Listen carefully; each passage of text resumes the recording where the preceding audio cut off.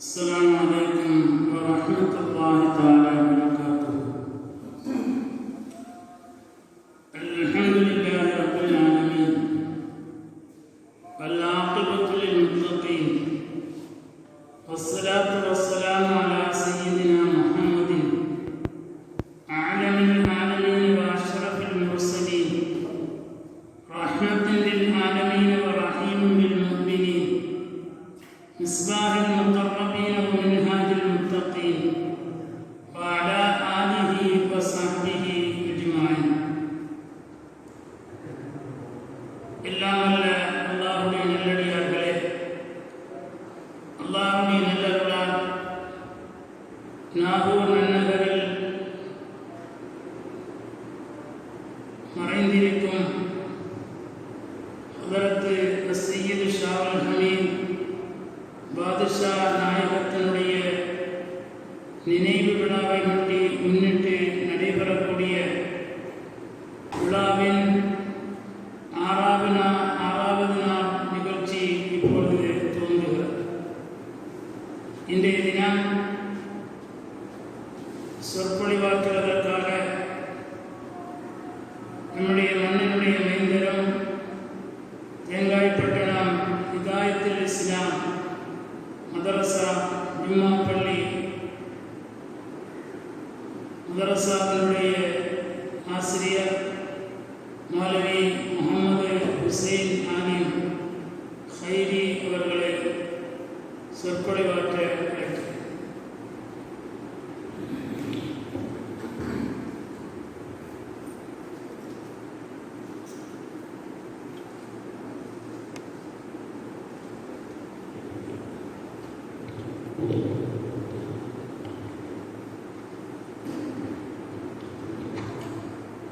السلام عليكم ورحمة الله تعالى وبركاته.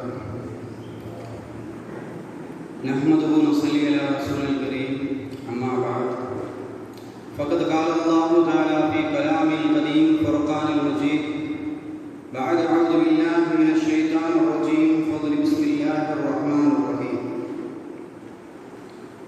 اللهم صل على سيدنا محمد شمس الأنبياء وبدر المرسلين كتب الأولياء افتخار المتقين تاج الأمة شفيع المذنبين شفيعي يوم القيامة الله بها.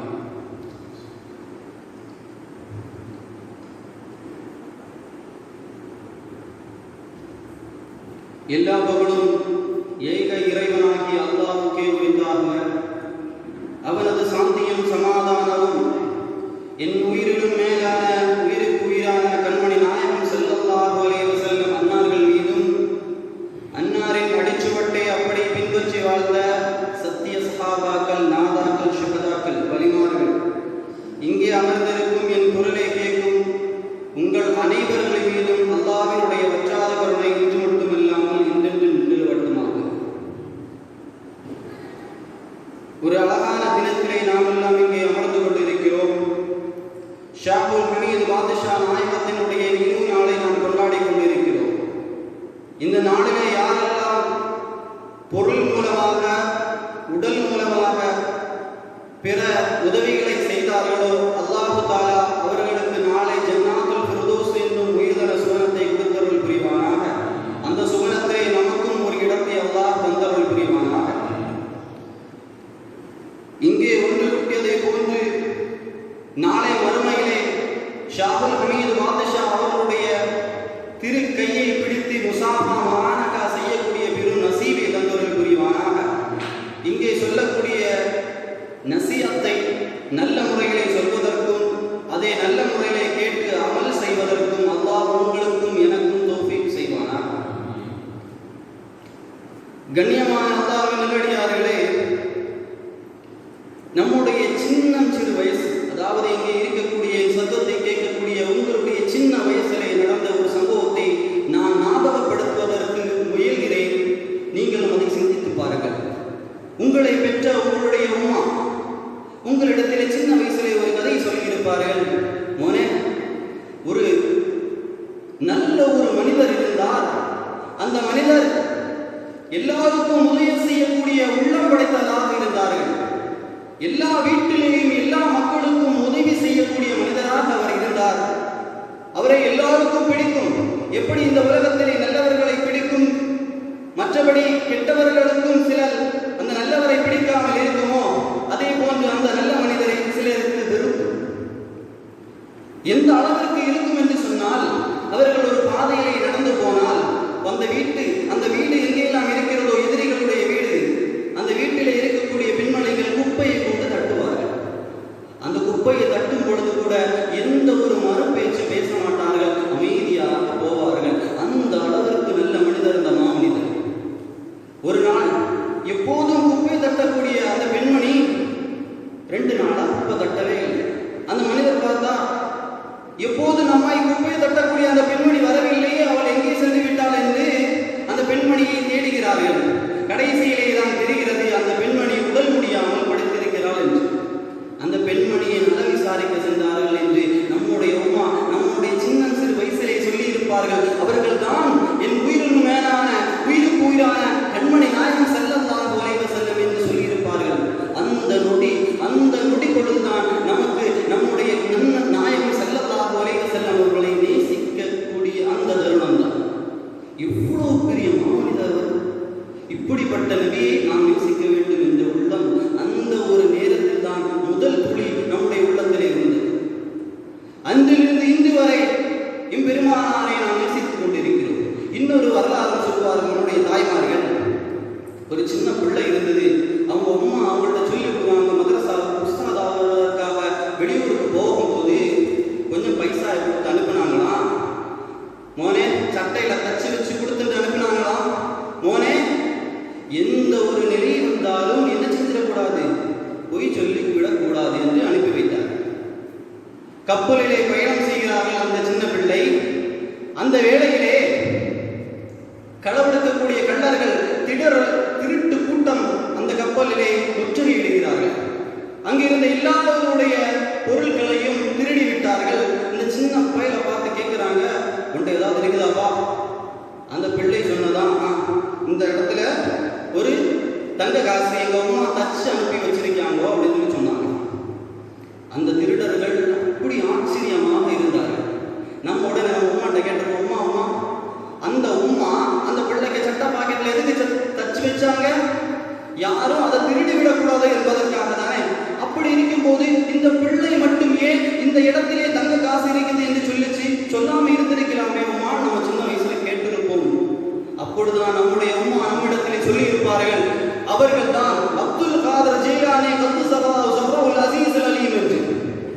உன்னுடைய கையிலே தங்கத்தை கொடுத்தாலும் தங்க மலையை கொடுத்தாலும் சரி, நீ எப்பொழுதும் பொய் சொல்லக்கூடாது என்று மகனே என்று நம்முடைய அம்மா நம்மிடத்திலே சொல்லி இருப்பார்கள். அந்த அவுலியாக்களை அந்த கணம்தான் நாம் நம்முடைய உள்ளத்திலே நம்ம ஆழமாக நேசிக்க ஆரம்பித்தோம்.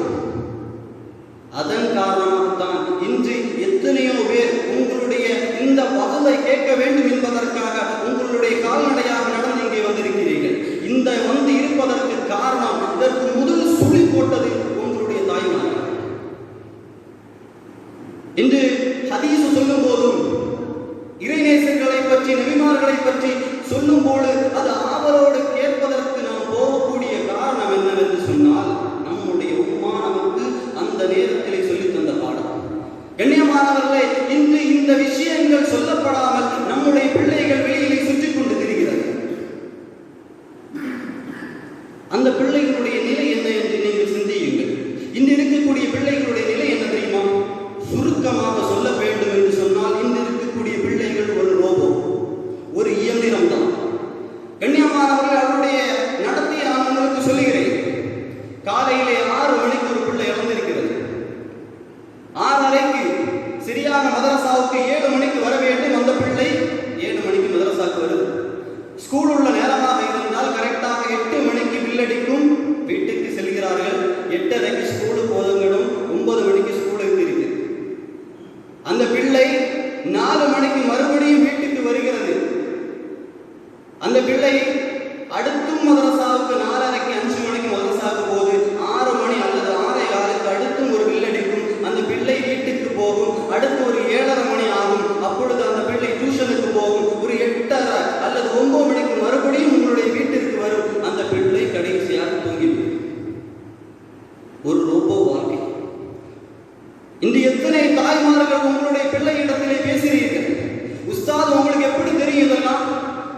எங்க பிள்ளைகளிடத்திலே பேசுகிறோம் அப்படின்னு நீங்க சொல்லலாம். கண்ணியமானவரை, நாங்கள் மதரசாவுக்கு அனுப்புவதை இஸ்லாத்தை பற்றி கற்பதற்காகத்தான் என்றும் தாய்மார்கள் சொல்லலாம். என்னதான் உஸ்தாதும் ஆசிரியர்களும் அவர்களுடைய பாடத்தை பள்ளிக்கூடத்திலே மதரசாவிலே எடுத்தாலும் சரி, நீங்கள் தாய்மார்கள் சொல்லிக் கொடுக்கக்கூடிய அளவிற்கு அந்த பிள்ளைக்கு மண்டையிலையா? இது எப்படி எனக்கு தெரியும் என்று சொன்னால், போன வருடம் என்னிடத்திலே படித்த பிள்ளைகளிடத்திலேயும் இன்று படித்த இந்த ஆண்டு படிக்கக்கூடிய பிள்ளைகளிடத்திலே நான் இதை கேட்டேன். என்னுடைய மாணவன் அங்கே இருந்து கொண்டிருக்கிறான். அந்த மாணவனுக்கு அது தெரியும். அன்பானவர்களே, நான் ஒரு பிள்ளை இடத்துல கேட்டேன், என்னமோ உனக்கு ஓதவே தெரியலையே அப்படின்னு சொல்லி கேட்டதுக்கு அந்த பிள்ளை சொல்லிச்சு, உஸ்தா என் வீட்டில் எனக்கு வாப்புமா இல்லை அப்படின்னு. நான் வாப்புமா இல்லைன்னா உங்க உமாட்ட கேளு, எனக்கு உமாவுக்கு ஓத தெரியாது உஸ்தாது, எனக்கு உமாவுக்கு ஓத தெரியாது என்று அந்த பிள்ளை சொன்னது நான் பொய் சொல்லவில்லை, ஹக்கு. இந்த பள்ளி வாசல் என்று சொல்லுகிறேன். இன்னொரு பிள்ளைகிட்ட இடத்துல கேட்டேன், உங்க உமா ஏதாவது கதைகள் நபியை பற்றி சொல்லுவார்களா என்று. சில பிள்ளைகள் மட்டும் சொன்னது எங்க உமா சொல்லுவாங்க அப்படின்னு. சில பிள்ளை சொல்லிச்சு, அப்படியெல்லாம் எதுவுமே எங்களுக்கு சொல்லி தர மாட்டாங்க உஸ்தாத் என்று சொன்னது. ஒரு பிள்ளை மட்டும் என்னை சிந்திக்க வைத்தது. போன வருடம் படித்த ஒரு பிள்ளை சொன்னது, உஸ்தாத் எங்க உமா எல்லாரும் எங்க இடத்துல பேசி இருக்கிறார்கள், எப்ப தெரியுமா, ஒரு புயல் வந்துச்சு இல்ல உஸ்தாத், அப்ப எங்கள்கிட்ட பேசுச்சுன்னு சொல்லிச்சு. அப்போது இங்கே இருந்து என்னுடைய சப்தத்தை கேட்டுக்கொண்டிருக்கக்கூடிய உங்களுடைய சிறு வயதினுடைய காலகட்டம் அது. கரெக்டாக 1980 2000 காலகட்டம். டிவிகள் அப்பொழுதுதான் நம்முடைய வீட்டுக்குள்ளே புகுக்கூடிய காலகட்டம். அப்ப என்னென்ன கூட சொல்ல வருதுன்னா, குமரி மாவட்டம் குத்திருட்டிலே கடந்த யோகி புயலுடைய நேரத்தை அந்த பிள்ளை சொல்கிறது. பள்ளியிலே பெரும் கூட்டம், போனுக்கு சார்ஜ் போடுவதற்காக வந்த கூட்டம். யோகி புயல், தாய்மார்களுக்கு போன் இல்லை, கரண்ட் இல்லை, பார்ப்பதற்கு டிவி இல்லை. கடைசியாக அந்த பிள்ளை இடத்திலே இருந்து பேச வேண்டிய நிலைமை. ஆக நம்மை திருத்த வேண்டும் என்று சொன்னால் ஒரு கொரோனா, யோகி புயல், இப்படிப்பட்ட பேரழிவுதான் நம்மை திருத்த வேண்டுமா? நம்மிட குழந்தைகளிடத்திலே பேசுவதற்கான நேரத்தை ஒதுக்கி தர வேண்டுமா என்று நீங்கள் தான் சிந்திக்க வேண்டும் என்றார்களே. இன்னொரு விஷயம் என்று சொன்னால், சில உதாரணம் சொல்லுவாங்க. உமாமார்கள் பெற்றோர்கள் 5 விரல் இருக்குல்ல, இந்த 5 ஒரே மாதிரி இருக்குதான். அதே மாதிரி தான் இந்த புள்ள திறமையாக படிப்பான், இவன் மக்கு, இவன் திண்ணி பண்டாரம், இப்படி என்று அவர்களுடைய 5 பிள்ளைகள் இருக்கிறார்கள் என்று சொன்னால் 5 பேர்களுக்கும் ஒரு விதமான குறிகளை, நீங்கள் பெற்ற பிள்ளைகளை நீங்கள் குறி சொல்வது எப்படி? எம்பெருமானா கண்மணி நாயகம் ஸல்லல்லாஹு அலைஹி வஸல்லம் சொன்னார்கள், இத்தகுல்லாஹ், அல்லாஹ்வை நீங்கள் அஞ்சு கொள்ளுங்கள், வதிலு ஃபீ அவுலாதுக்கும், உங்களுடைய பிள்ளைகளிடத்திலே பாகுபாடு காட்டக்கூடிய விஷயத்திலே, நீதமாக நடந்து கொள்ளக்கூடிய விஷயத்திலே நீங்கள் அல்லாஹ்வை அஞ்சு கொள்ளுங்கள் என்று கண்மணி நாயகம் ஸல்லல்லாஹு அலைஹி வஸல்லம் சொன்னார்கள். கண்ணியமானவர்களே, எல்லா பிள்ளைகளும் திறமையானவர்கள் தான். இன்று ஒரு பிள்ளை நன்றாக படிக்கிறான் என்று சொன்னால் இன்னொரு பிள்ளை நன்றாக விளையாடுவான். இன்று கிரிக்கெட்டும் ஃபுட்பாலும் உலக அளவிலே பேசப்படக்கூடியதாக இருக்கிறது. அல்லாஹ் தஆலா எல்லா பிள்ளைகளையும் சரிசமமாகத்தான் படைத்தான். ஒரு பிள்ளை அதிகமாக படித்தது என்று சொன்னால் இன்னொரு பிள்ளை அதற்கு மாற்றமாக இருக்கும். ஆக எல்லா பிள்ளைகளும் அறிவாளிகள், எல்லா பிள்ளைகளும் சமமானவர்கள். ஸல்லல்லாஹு அலைஹி வஸல்லம் அவர்கள் அழகாக சொன்னார்கள், பிள்ளைகள் என்பவர்கள் தங்கம் வெள்ளி சுருங்கத்தை போன்றவர்கள்.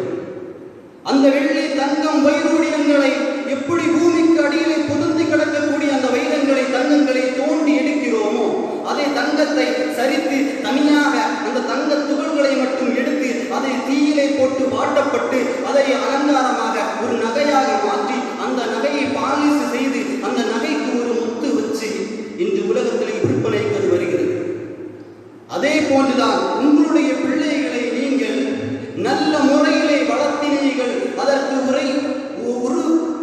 அதற்கு முயற்சி அளித்தீர்கள் என்று சொன்னால் நிச்சயமாக அந்த பிள்ளை நல்ல ஒரு பிள்ளையாக வரும். நம்முடைய பக்கத்து மாவட்டம் தூத்துக்குடி காயல்பட்டினத்திலே சூஃபி ஹுசைன் அவர்களுக்கும் சுலைஹா தம்பதியாருக்கும் ஒரு குழந்தை பிறந்தது, ஒரு பெண் பிள்ளை, ஜைனப் நாச்சி என்ற பிள்ளை. இப்போ சமீபத்தில் நடந்த வரலாறு. ஜைனப் நாச்சி என்ற பெண் குழந்தை சரியாக 21 மாதத்திலே 7 வயது உடைய அந்த பிள்ளை, 2ஆம் கிளாஸ் படிக்கக்கூடிய அந்த குர்ஆனை மனம் வைத்து விட்டது, ஹாஃபிஸாகி விட்டது. 7 வயசுல மொத்த குர்ஆன் மனம். எப்படி? அந்த பெற்றோர்கள் அதற்கு முயற்சி செய்தார்கள். அந்த முயற்சியினுடைய பலன்தான் அந்த பிள்ளை இன்று ஹாஃபிஸானது. உலகமே வியந்து பார்க்கிறது. நாம் கதையை நாம் கேட்டிருப்போம், ஆனால் இன்று உண்மையிலே அது நடந்திருக்கிறது என்று சொன்னால் நம்முடைய பிள்ளையை அப்படி வளர்க்க முடியாதா? அதற்கு நாம் தான் அன்பானவர்களை முயற்சி செய்ய வேண்டும். பெற்றோரான நீங்கள் தான் அதை முயற்சி செய்தோம் என்று சொன்னால் நிச்சயமாக நம்முடைய பிள்ளை ஒரு திறமையுடைய பிள்ளையாக ஆகும். இன்று இருக்கக்கூடியவர்கள் ஒரு தவறு செய்கிறோம். என்ன தெரியுமா? கொஞ்ச நேரம் உங்களுக்கு வீட்டிலே வேலையை பார்க்க வேண்டும் என்பதற்காக வேண்டி போனை கையில் கொடுக்கிறோம். 5 வயசு பிள்ளையிடத்திலே போனை கொடுத்து என்ன வேலை செய்யவே விடுறான்ல, அதனாலதான் அந்த போனை கொடுக்குறேன்னு சொல்றீங்க. அந்த போன் அவனை அடிமைப்படுத்தி விடுகிறது. அந்த போனையும் அவனையும் பிரிப்பதற்கு ஒரு பெரும் சிரமம் எடுக்க வேண்டிய சூழ்நிலை இன்று ஆகிவிட்டது. அதனால்தான் அன்பானவர்களே, இந்த அளவிற்கு நம்முடைய பிள்ளைகள் வழிகேட்டின் பக்கம் சென்று கொண்டிருக்கிறார்கள். கண்ணியமானவர்களே, நான் என்னுடைய மதரசாவிலே பயிலக்கூடிய நேரத்திலே, படிக்கக்கூடிய நேரத்திலே ஒரு வரலாறு கேட்டேன். அந்த சரித்திரம் என்னை ரொம்பவும் கவர்ந்த ஒரு சரித்திரம். இதே போன்று ஒரு உம்மா ஒரு வாப்பாவுக்கு தவமிருந்து பெற்ற ஒரே பிள்ளை. அந்த பிள்ளை எப்படியாவது ஆலிமுசாவாக மாற்ற வேண்டும் என்பதற்காக வேண்டி அந்த பிள்ளைக்கு இஸ்லாம் சம்பந்தமான அனைத்து விஷயங்களையும் அவர்கள் சொல்லிக் கொடுக்கிறார்கள். எந்த அளவிற்கு அவர்கள் கற்றுக் கொடுத்தார்கள் என்று சொன்னால், மோனே, எல்லா விஷயத்தையும் தருபவன் அல்லாஹ். உணவு தருபவனும் உடை தருபவனும் எல்லாம் தருபவன் அல்லாஹ். அதனால நீங்க தான் செய்யணும், அல்லாஹ்ட்ட தான் மோனை நீ கேட்கணும் அப்படின்னு சொல்லிட்டாங்க. அந்த பிள்ளையை தொட வைத்தார்கள். எப்படி சொல்லி தொட வைத்தார்கள் தெரியுமா? மோனை, உனக்கு பசிச்சதுன்னா நீ அல்லாஹ்ட்ட கேட்கணும், அல்லாஹ் உனக்கு சோறு கொடுக்கணும். அந்த பிள்ளை கண்ணை மூடிக்கொண்டு அல்லாஹ் அக்பர் என்று கை கட்டும் பொழுது கடைசியாக அந்த பிள்ளை தொழுது விடுது. அஸ்ஸலாமு அலைக்கும் என்று வலது புறவும் அஸ்ஸலாமு அலைக்கும் என்று இடது புறவும் திரும்பும் பொழுது சோறு அங்கே சாப்பாடு அந்த அம்மா பதுக்க கொண்டு வச்சுருக்கிறோம். இப்படி பழமையாக அந்த பிள்ளைகளுக்கு பழக்கிக் கொண்டே வந்தார்கள். அல்லாஹ்வை அந்த பிள்ளை ஆணித்தனமாக நம்ப வேண்டும் என்பதற்காக வேண்டி ஒரு நாள் இரவு உம்மாவும் பாப்பாவும் உறங்கிக் கொண்டு கிடக்கக்கூடிய வேளையிலே ஒரு சத்தம் கேட்கிறது. உம்மா எழும்பி அந்த பிள்ளையை பார்க்கிறார்கள். அந்த பிள்ளை விதவிதமான உணவுகளை கொண்டு கொண்டிருக்கிறது. அப்போ உம்மா நினைச்சாங்கோ, நம்ம கணவர் தான் அந்த சாப்பாடை கொண்டு வைத்திருப்பார்கள் என்று சொல்லி கணவரை இடத்தை கேட்கும்போது, நான் இந்த பொருளை வேங்கவே இல்லை அப்படி என்று சொல்லுகிறார்கள். உடனே ஒரு ஆச்சரியம் அவர்களுக்கு புரிந்து விட்டது. நம்முடைய பிள்ளை அல்லாஹ்வினுடைய புறத்திலிருந்து ஏதோ அவர்களுக்கு நடக்கிறது, ஒரு வழியாகி விட்டார் என்று நினைத்து சந்தோஷத்தோடு கஅபத்துல்லாஹ்வுக்கு உம்ரா செய்ய சொல்கிறார்கள். அந்த உம்மா அந்த கஅபத்துல்லாஹ்வை பார்த்து அந்த பிள்ளையிடத்திலே சொல்லிக் கொடுக்கிறார்கள், அல்லாஹ்வுடைய வீடு இந்த உலகத்தில் அதிகமாக இருக்கிறது. ஆனால் உலகத்திலே முதலாக அல்லாஹ்வுடைய வீடு கட்டப்பட்ட வீடு என்றால் அது இந்த கஅபா தான் என்று அந்த உம்மா அந்த பிள்ளையிடத்திலே சொல்லிக் கொடுத்தார்கள். அந்த பிள்ளை கேட்டுதான், இந்த வீட்டில் அல்லாஹ் எங்கம்மா இருக்கேன், எனக்கு அல்லாஹ்வை பார்க்கணும் அப்படின்னு. நம்ம ஒரு சின்ன வயசு பிள்ளைகிட்ட ஏதாவது ஒரு விஷயத்த சொல்லிட்டோம்னா எஸ்க்கு பசக்க கொஸ்டின் மட்டும்தான் கேட்கும். அப்ப அந்த பிள்ளை கேட்குது, அல்லாஹ் எங்கே இருக்கிறான், அல்லாஹ்வை பார்க்கணும் அப்படின்னா மோனே நம்மளால முடியாது, நாளை மறுமையிலே தான் அல்லாஹ்வை பார்க்க முடியும் என்று. அந்த பிள்ளைக்கு ஒரே ஆசை, எப்படியாவது அல்லாஹ்வை நான் பார்த்தே ஆகணும். பேராவப்பட்டு கொண்டு இருந்த அந்த பிள்ளை அல்லாஹ் அக்பர் என்று மறுபடியும் அல்லாஹ்விடத்திலே அந்த உதவியை தேடுகிறது. யா அல்லாஹ், நாம் உன்னை பார்த்தே ஆகணும் என்று கை கட்டி தொழுது கடைசியாக அந்த உம்மாவிடத்திலே, உம்மா நான் அல்லாஹ்வை பார்க்க போறேன்னு சொல்லிவிட்டு அப்படியே தாயும் சுப்ஹானல்லாஹ். அன்பானவர்களை, அந்த பிள்ளையை நினைத்து அந்த தாய்மார்கள் இறைநேசராக ஆகிவிட்டார் என்று சந்தோஷப்படுவதா, ஒரே ஒரு பிள்ளைதான் என்று அவர்கள் அழ வேண்டும்? ஆக அன்பானவர்களே, நாம் நம்முடைய பிள்ளைகளுக்கு உரிய முறையிலே முயற்சி செய்து அவர்களுக்கு கற்றுக் கொடுத்தோம் என்று சொன்னால் அவர்கள் எதை வேண்டுமானாலும் அவர்கள் கற்றுக்கொள்வார்கள் என்பதுதான் வரலாறு. ஆக நம்முடைய பிள்ளைகளுடைய திறமையை நாம் வெளிப்படுத்த வேண்டும். அதற்கு நாம் முயற்சி செய்ய வேண்டும். அன்பானவர்களே, நம்முடைய பிள்ளைகளை முதலிலே நம்முடைய பிள்ளைகளை நாம் நம்ப வேண்டும். இவனால் முடியும், அவன் சோர்ந்திருக்கும் போது சொல்லு, மோனை உன்னால் படிக்க முடியும், நீ நல்லா படி,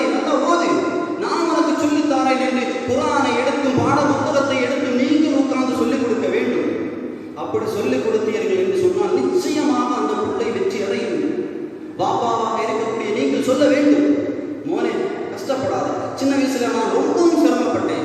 எனக்கு வந்த துன்பங்களையும் துயரங்களையும் நீங்கள் சொல்லிக் கொடுக்க வேண்டும். உங்களுக்கு என்னென்ன சிரமங்கள் வந்ததோ அந்த சிரமங்கள் வரும்போது உங்களுடைய பிள்ளைகளுடைய கையை பிடித்து நீங்கள் வழிகாட்ட வேண்டும். பாப்பா என்று சொன்னால் ஒரு சிங்கம், ஒரு வீட்டில் இருக்கக்கூடிய சிங்கம் எப்போ பார்த்தாலும் சிங்கமாக முறைத்துக் கொண்டே நடக்கணும். பாப்பா வந்தா அவன் இறங்கி சாடி ஓடணும். பாப்பா சாப்பிடும் போதும் அவன் பக்கத்தில் இருந்து சாப்பிடக்கூடாது. இது அசிங்கம். பாப்பா என்றால் அப்படி இல்லை. உங்களை உங்கள் பிள்ளைகள் ரோல் மாடலாக எடுக்க வேண்டும். நீங்கள் எந்த தவறு இருந்தீர்களோ அந்த இடத்தில் இருந்து உங்களுடைய பிள்ளைகளுடைய கையை பிடித்து நீங்கள் பாதை காட்ட வேண்டும். அவர்கள் தான் உண்மையான தந்தை. எம்பெருமானா கண்மணி நாயகம் ஸல்லல்லாஹு அலைஹி வஸல்லம் அவர்கள் 3 லட்சம் படை கொண்ட ரோம் படையை எதிர்ப்பதற்காக வெறும் 3000 இஸ்லாமிய படையை அனுப்பி வைக்கிறார்கள். எப்படி? ரோமானியர்கள் போருக்கு என்று பேர் போன ரோமானியர்கள் இடத்திலே 3 லட்சம் இருக்கக்கூடிய அந்த ரோமானியரை எதிர்ப்பதற்காக வேண்டி 3000 படை வீரர்கள் செல்கிறார்கள். இஸ்லாத்தினுடைய வரலாறு இதுதான். மிகப்பெரிய படை எதிர்ப்பதற்கு சொச்ச படை போகும். அல்லாஹ்வுடைய உதவி இருக்கிறது. அப்போது கண்மணி நாயகம் ஸல்லல்லாஹு அலைஹி வஸல்லம் தன்னுடைய வளர்ப்பு மகனான ஸைத் பின் ஹாரிஸா ரலியல்லாஹு அன்ஹு அவருடைய மகன், அதாவது பெருமானாருடைய வளர்ப்பு பேரன் உஸாமா பின் ஸைத் ரலியல்லாஹு அன்ஹு அவர்களை தளபதியாக ஆக்கிறார்கள். இது என்ன ஆச்சரியம் அப்படி நீங்க பார்த்தீங்கன்னா அந்த பிள்ளையினுடைய வயது வெறும் 20 வயதுடைய உஸாமா பின் ஸைத் ரலியல்லாஹு தஆலா அவர்களை 3 லட்சம் இருக்கக்கூடிய படைக்கு தளபதி, 3 லட்சம் எதிரிகள், வெறும் 3000 படை. அப்போது ஒரு சில சலசலப்புகள் வருது. யா ரசூலுல்லாஹ், இந்த 20 வயதுடைய உஸாமாவை நம்பி நீங்கள் ஒட்டுமொத்த இஸ்லாத்தையும் அடமான வைக்க போகிறீர்களா? 3000 பேருடைய உயிர் ஒரு 20 வயசு பிள்ளைங்க கையில் இருக்குது. தளபதி தான் எல்லாமே. தளபதி வீழ்ந்தான் என்று சொன்னால் முடிந்தது. கருத்து வருகிறது. என் பெருமானா கண்மணி நாயகம் ஸல்லல்லாஹு அலைஹி வஸல்லம் அந்த கருத்துக்களை எதுவுமே பொருட்படுத்தவில்லை. சரியாக என் பெருமானா ஸல்லல்லாஹு அலைஹி வஸல்லம் அவர்களை நியமித்த தளபதியாக நியமித்த ஒரு நாளைக்கு பிறகு என் பெருமானா ஸல்லல்லாஹு அலைஹி வஸல்லம் அவர்கள் வஃபாத்தாகினார், மரணம் அடைந்து விட்டார்கள். பெரும் குழப்பங்கள், சஹாபாக்களுடைய உள்ளங்கள் எல்லாம் உடைந்து நொறுக்கப்பட்டுக் கொண்டிருக்கக்கூடிய வேளை. இதுவரைக்கும் என் பெருமானார் எங்களோடு இருக்கிறார்கள், அல்லாஹ் உதவி புரிவான் என்று நம்பிக்கொண்டிருந்த வேளை எந்த அளவுக்கு நெருக்கடி என்று நீங்கள் பார்க்க வேண்டும். ஸல்லல்லாஹு அலைஹி வஸல்லம் அவர்கள் வஃபாத்தாகிவிட்டார்கள். அந்த வேளையிலே அபூபக்கர் ரலியல்லாஹு தஆலா அவர்கள் கலீஃபாவாக ஆகிறார்கள்.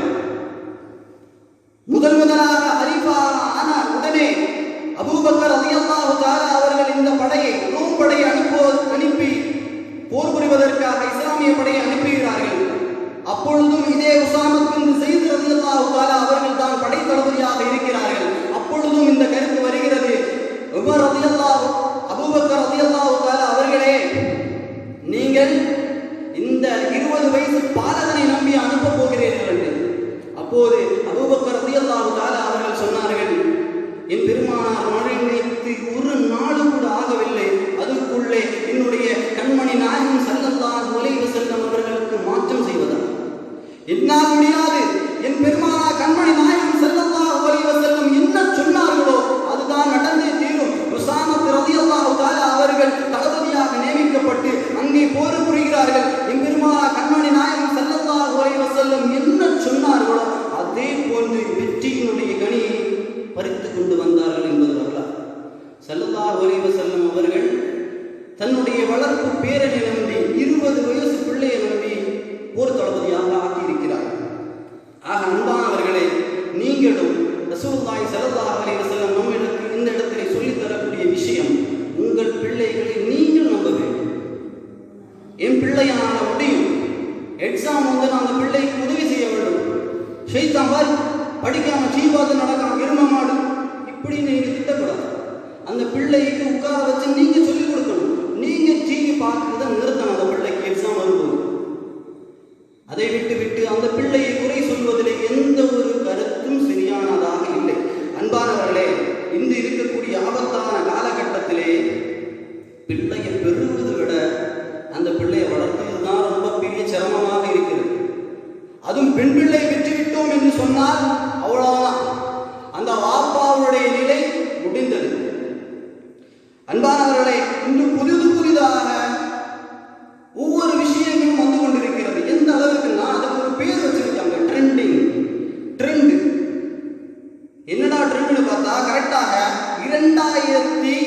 16, 17 காலகட்டத்தை எடுத்தோம் என்று சொன்னால் நம்முடைய பிள்ளைகளுக்கு கண்டிப்பாக ட்ரெண்டிங்கில் இருக்கக்கூடிய ஒரு மொபைல் இருந்தாக வேண்டும்.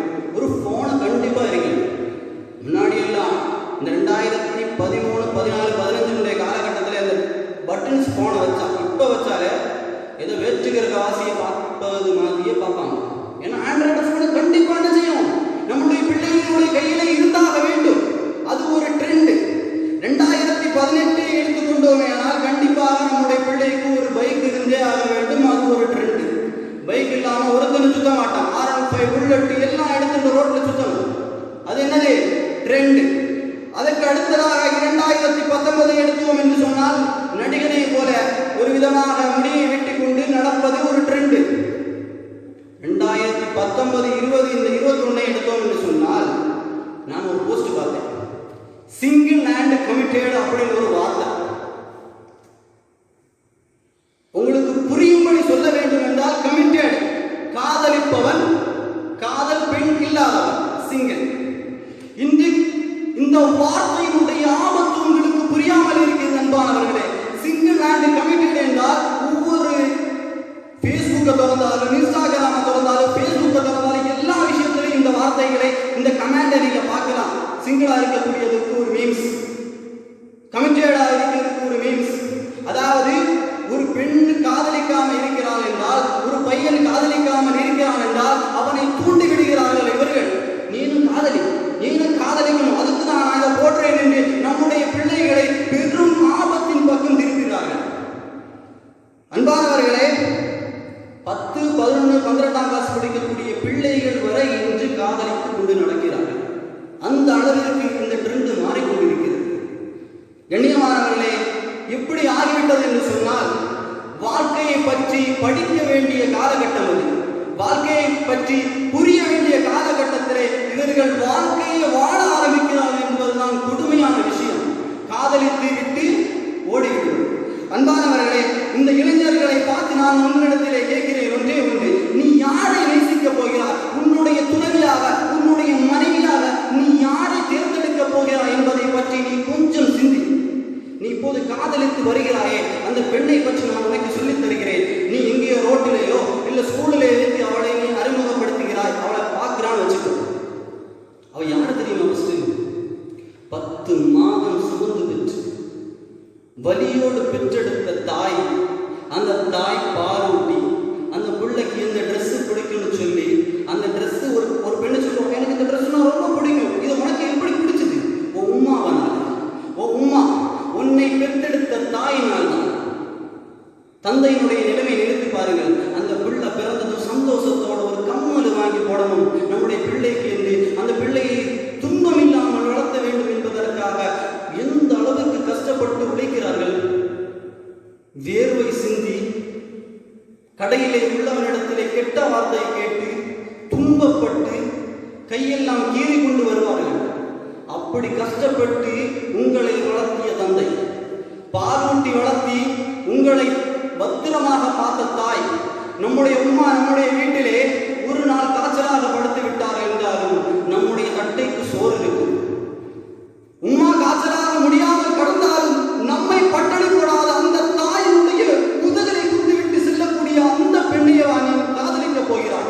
அவள் எப்படி உன்னுடைய பிள்ளையை வளர்த்துவாள் என்பதை நீ சிந்திக்க வேண்டாமா? உனக்காக வேண்டி, உனக்காக வேண்டி, உன் குடும்பத்திற்காக வேண்டி நீ ஒரு ட்ரெஸ் பெண்ணால் கொடுக்க வேண்டும் என்பதற்காக, நீ படிக்க வேண்டும் என்பதற்காக கண்டவனுடைய காலில் இருந்து வாப்பா நமக்கு காசு கொண்டு தாராரு, அவரை துரோகம் செய்து விட்டு எப்படி ஓடக்கூடிய இந்த பிள்ளையை நீ தேர்ந்தெடுப்பாய்? அதற்கு அப்படி மாற்றமாக ஒரு பிள்ளையை நான் சொல்கிறேன். அதே போல 10, 11, 12ஆம் கிளாஸ் காலேஜ் வரைக்கும் அந்த பெண் போவாள். இந்த மாதிரி எந்த தப்பு பண்ண மாட்டான். என் உம்மா இருக்காங்க, எங்க வாப்பா இருக்காங்க, அவங்களுக்கு நான் எதுவும் செஞ்சு விடக்கூடாது என்று அஞ்சு கொண்டு இருக்கக்கூடிய அந்த பெண் கடைசியாக அந்த பெண்ணு கிட்ட உம்மா கொண்டு போய் இந்த போட்டோ காணிப்பாங்க. இதுதான் உனக்கு மாப்பிட அப்படின்னு. சம்மதம், ஓகேம்மா, நான் அதே திருமணம் செய்ய.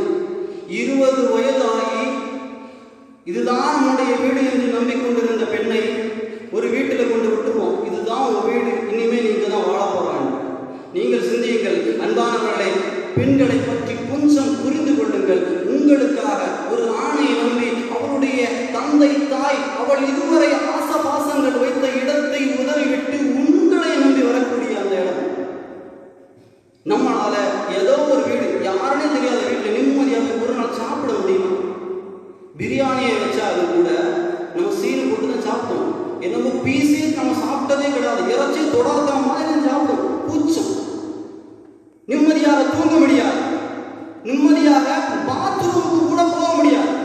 அப்படி இருக்க ஒரு பெண் உன்னை நம்பி வருகிறாள் என்று சொன்னால் நீ உண்மையிலே காதலிக்க வேண்டியது யாரை என்று இளைஞர் சமுதாயமே நீ சிந்தித்துக் கொள். நீங்கள் சொல்லலாம், எனக்கு தெரியாத ஒரு பெண்ணை நான் எப்படி கல்யாணம் பண்ணுது?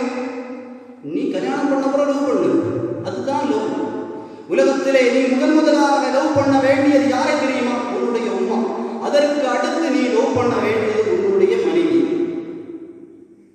உங்க அப்பா யாரும் உனக்கு முன்னாடி தெரியுமா? நீ கர்ப்பத்தில் இருக்கும்போது இன்னார்தான் உன்னுடைய அப்பா என்று அல்லாஹ் உனக்கு சீல் அடிச்சாதான் தான். ஆக அன்பானவர்களே, இந்த ட்ரெண்டை நீங்கள் விட்டுவிடுங்கள். அன்பான தாய்மார்களிடத்திலே ஒன்றே ஒன்று நான் சொல்லுகிறேன், நீங்கள் எப்படியாவது உங்களுடைய பிள்ளைகளுக்கு நல்ல உபதேசம் செய்யுங்கள்.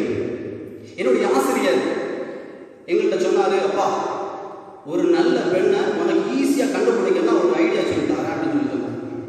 நாங்களும் ஆவலாம், சரி உஸ்தாத் சொல்லுங்க அப்படின்னு சொல்லி கேட்டோம். உடனே எங்கள் உஸ்தாத் சொன்னாரு, நீ எந்த வீட்டுக்கு பெண்ணு பார்க்க போறியோ அந்த வீட்டில் போய் கேளு, உங்கள் வீட்டில் முதல்ல சாயை போடுது எத்தனை மணிக்குன்னு கேளு. அவங்க எடுத்த உடனே 10 மணிக்கு சொன்னால் சரி பெஸ்ட்டு குடும்பம் சொல்லி திருப்பி வந்து. இல்லை அந்த வீட்டில் உள்ளவங்க சொல்லுவாங்க, நாங்கள் ஒரு சுபுக்கு தொழுத உடனே இல்லை 6 மணிக்கு சொன்னால் அப்படியா யார் சாயை போடுவான்னு கேட்கும். அவங்க உம்மான்னு சொன்னால் உங்கள் மோளுக்கு சாய் போட தெரியாதா அப்படின்னு கேட்கும். இல்லைன்னு சொன்னால் ஒரு சாயே போட தெரியாத பெண்ணு கடைசியில் உனக்கு விஷமாக வச்சு சாம்பாரை வச்சு கொள்ளுவோம். அதில் என்ன செஞ்சது? அவளையும் கேட்டார். சாயை போட தெரியாத ஒரு பெண்ணு சாப்பாடு எப்படி செய்வா? கடைசியில் நீ விஷம் தான் கடைசி வரைக்கும் வாழ்க்கையை ஓடணும். இல்லை எனக்கு முகதான் போடுவா, 6 மணிக்கு போடுவான்னா அந்த பெண் தான் உனக்கு உகந்தவள். ஏனென்று சொன்னால் 6 மணிக்கு, அதாவது சுபுக்கு தொழுத பிறகுதான் ஒரு வீட்டிலே சாய குடிக்கிறாங்க.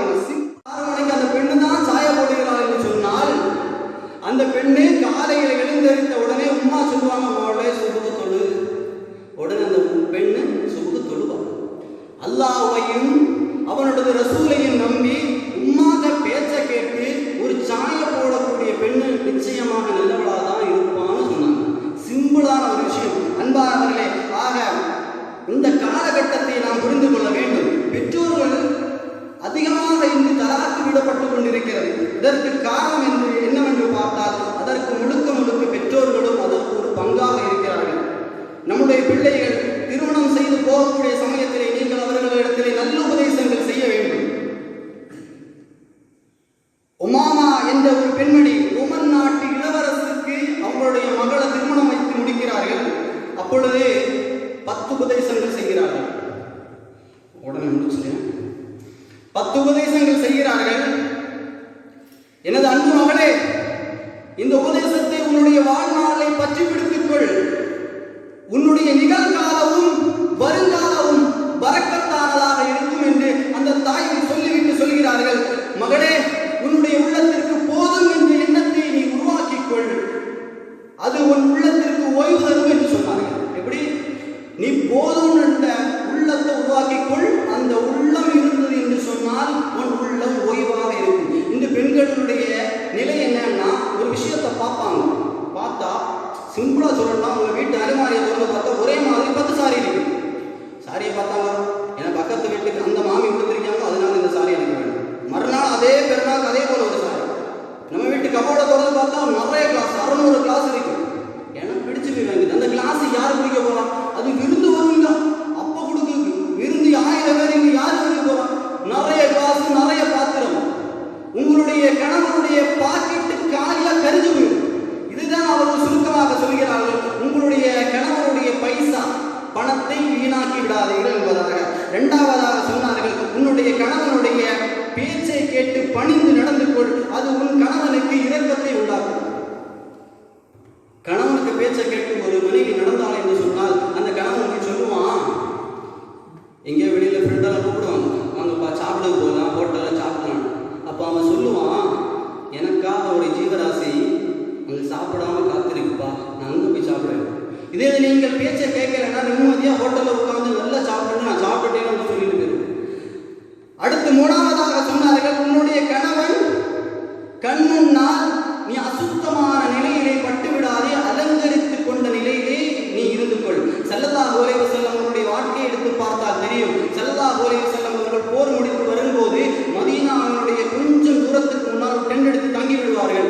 எதற்காக என்று சொன்னால், நாங்கள் வந்துவிட்டோம், நீங்கள் அலங்கரித்து தயாராக இருங்கள் என்பதற்காக. ஆக ஒரு மனைவி தன்னுடைய கணவனை பார்க்கும் பொழுது அழகாக இருக்க வேண்டும்.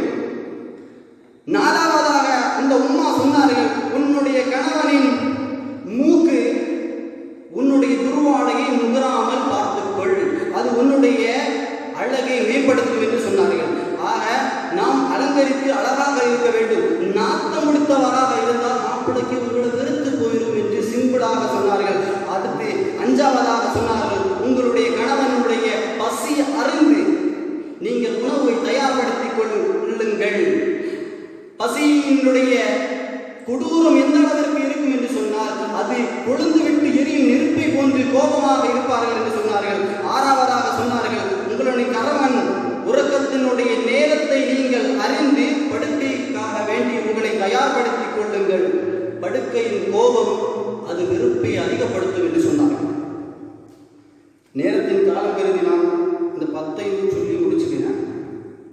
கணவனின் பொருட்களை நீங்கள் பாதுகாத்துக்கொள், அது உன் வாழ்க்கை பரக்கத்தை அதிகப்படுத்தும். கணவனுக்கு பொருட்களை நம் வீட்டில் இருக்கக்கூடியதை தேவையில்லாமல் வீண் விரயப்படுத்தக்கூடாது என்று அவர்கள் சொல்கிறார்கள். கணவனுடைய குடும்பத்தாரோடு உறவினர்களோடு நீங்கள் ஐக்கியமாக நடந்து கொள்ளுங்கள். உன்னுடைய குடும்பம் உன்னுடைய நிர்வாகம் அழகாக்கி அல்லாஹ் தருவார் என்று சொன்னார்கள். 9ஆவதாக சொன்னார்கள், அந்த தாய் கணவனுடைய ரகசியங்களை நீ யாரிடமும் சொல்லிவிடாதே, அது உனக்கே ஆபத்தாக முடிந்துவிடும்.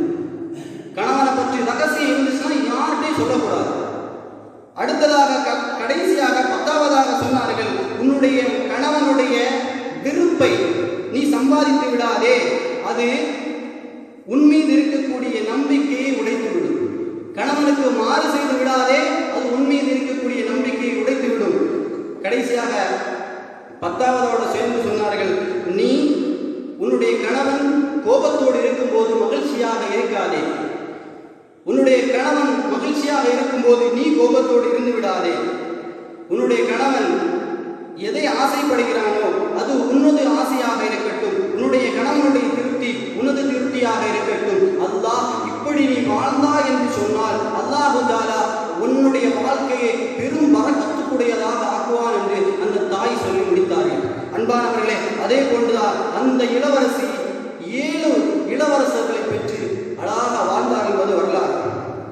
கண்ணியமானவர்களே, நாம் எப்படி இருப்போம் என்று சொன்னால், நம்முடைய மகள் திருமணம் முடித்து போகும்போது நாம் சொல்லுவோம், மோளை எப்படி மாப்பிள்ளையை கரெக்ட் பண்ணணும் தெரியுமா, இதெல்லாம் செஞ்சா போதும் அவர் உனக்கு தான். மாமியை எப்படி நீ கரெக்ட் பண்ண பாரு, அப்படி அவள் செட் ஆகவில்லை என்று சொன்னால் தனி குடும்பத்தை பிரிச்சு. இதுல பாப்பாக்கு குடும்பம் பெரு கொடுமை. அவர் வந்து சொல்லுவாரு மாப்பிள்ளையிட்ட, எனக்கு மோளனா பாத்திரம் தேய்க்கவே விட, நீங்க எப்படி பாத்திரம் தேய்க்க சொல்லுவியோ, அவ 8 மணிக்கு தான் பல்லே தேய்ப்பா, 10 மணிக்கு தான் சாய குடிப்பா, சில நேரத்துல பல்லே தேய்க்காம சாய குடிப்பா. அப்படிப்பட்ட எனக்கு மோள நீங்க எப்படி பாத்திரம் கழுவ சொல்லுவீங்க? தேவையில்லாத அடியை வச்சு அந்த சின்ன பிரச்சனையை ஊதி ஜமாத்தை கொண்டு வந்து மொத்தத்தில் தலாக்கு. அல்லாஹ் தஆலாவுக்கு ஹலாலாக்கப்பட்ட விஷயத்திலே பிடிக்காத விருப்புக்குரிய ஒரே விஷயம் தலாக். அன்பானவர்களே, கடைசியாக ஒரு வரலாறு. நாயகம் ஸல்லல்லாஹு அலைஹி வஸல்லம் அவர்கள்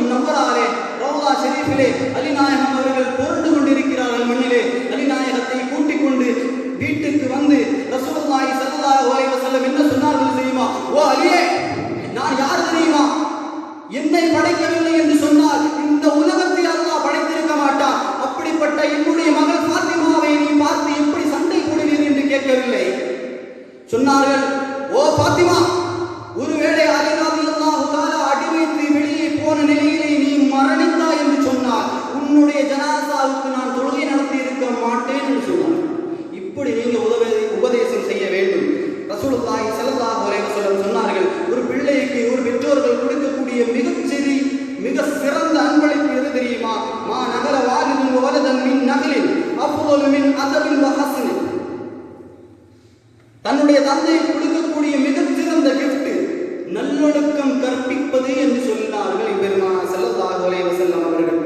ஆக அன்பானவர்களே, உங்களுடைய பிள்ளைகளை ஒழுக்கமாக ஒழுக்கத்தோடு வளர்த்துங்கள். உங்களுடைய பிள்ளைகளுக்கு நல்ல உபதேசங்கள் அதிகமாக செய்யுங்கள். எந்த அளவிற்கு இருக்க வேண்டும் என்று சொன்னால், ஒரு பாப்பா ஒரு நல்ல காரியத்தை செய்ய நினைக்கிறீர்கள், ஒரு தர்மம் கொடுக்க நினைக்கிறீர்கள் என்று சொன்னால் உங்களுடைய பிள்ளையின் கையிலே கொடுத்து தர்மத்தை கொடுக்க வைங்க. கண்டிப்பாக அந்த பிள்ளை நேராக ஆகும். அது மட்டுமல்ல, உங்களுடைய நண்பர்கள் நல்ல நண்பர்கள் இருந்தால் அவர்களோடு சேர்த்து வையுங்கள். நல்ல பாதையிலே உங்களுடைய மரணத்துக்கு பிறகும் அவர்கள் பயணம் செய்வதற்கு எழுதுவானதாக இருக்கும்.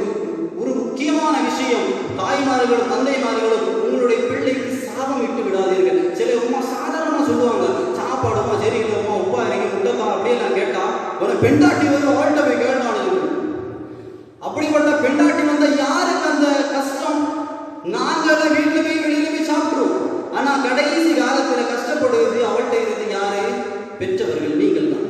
ஆக உங்களுக்கு கோபம் வந்தால் அமைதியாக இருங்கள். உங்களுடைய பிள்ளைகளை நேரான பாதைகளை நடத்துங்கள். அல்லாஹ் தஆலா நம்முடைய பிள்ளைகளை சாலிஹான பிள்ளைகளாக்குவானாக. நம்முடைய பிள்ளைகளுக்கு அதிகமான இல்மை அல்லாஹ் வழங்குவானாக. நம்மளுடைய மரணத்துக்கு பின் நம்மளுடைய கபரிலே நின்று கொண்டு ரப்பிரஹம் கமா ரப்பயானி ஸகீரா என்று நமக்காக வேண்டி துஆ செய்யக்கூடிய பிள்ளைகளாகவும், நமக்காக வேண்டி அல்லாஹ்விடத்தில் அதிகம் பிரார்த்தனை செய்யக்கூடிய பிள்ளைகளாகவும் நம்முடைய பிள்ளை ஆக்கியவர்கள் புரிவானாக. அல்லாஹ் தஆலா இந்த அவுலியாக்கள், சுஹதாக்கள், சாலிஹீன்களுடைய பட்டியலிலே நாளைக்கு சுவனத்தில் இருக்கக்கூடிய நிலைமையிலே அவர்களை எல்லாவரையும் பெருமானார் உள்பட அவர்களை பார்த்து முசாஃபா செய்து முஹானகா செய்து சிரித்த வண்ணம் இருக்கக்கூடிய அந்த சுவனத்திலே உங்களையும் என்னையும் நம்மை சார்ந்த அனைவரையும் அல்லாஹ் ஆக்கியவர்கள் புரிவானாக என்று சொல்லி என்னுடைய வார்த்தைக்கு முற்றுப்புள்ளி வைக்கிறேன். வாஹிரு தஅவானா அல்ஹம்துலில்லாஹி ரப்பில் ஆலமீன். அஸ்ஸலாமு அலைக்கும் வரஹ்மத்துல்லாஹி.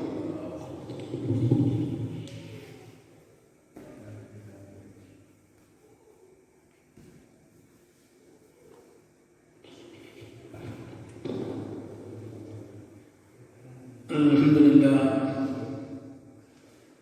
மௌலவி அவர்கள் நம்முடைய குழந்தை வளர்ப்பு நல்லதாக அமைய வேண்டும். நல்ல பிள்ளைகளாக நம்முடைய குழந்தைகளை நாம் வளர்த்தெடுக்கிற பொழுது அவர்களுடைய வாழ்க்கை சிறந்ததாக அமையும் என்ற கருத்தில் நமக்கு கருத்துக்களை பதிவு செய்தார்கள். அல்லாஹ் ஜல்ல ஷானஹு வ தஆலா நம்முடைய பிள்ளைகளை சாலிஹான பிள்ளைகளாக வளரச் செய்வானாக. அவர்கள் நமக்காக வேண்டி பிரார்த்தனை செய்யக்கூடிய பிள்ளைகளாக அல்லாஹ் ஆக்கியர்கள் பாதிப்பானாக. நாளை மறுமையில் நமக்காக துணை செய்யக்கூடிய பிள்ளைகளாக நம்முடைய பிள்ளைகளை அல்லாஹ் ஆக்குவானாக. வாழக்கூடிய காலகட்டத்தில் நம்முடைய கண்ணிலிருந்து கண்ணீரை வரவழைக்கக்கூடிய பிள்ளைகளாக ஆக்காமல் இருப்பானாக. அல்லாஹ் அதற்கு தௌஃபீக் செய்வானாக. இன்ஷா அல்லாஹ் நாளைய தினம் மௌலவி அஹமது சாதிக் கைரி அவர்கள் சொற்பொழிவாற்ற இருக்கிறார்கள். நாம் அனைவரும்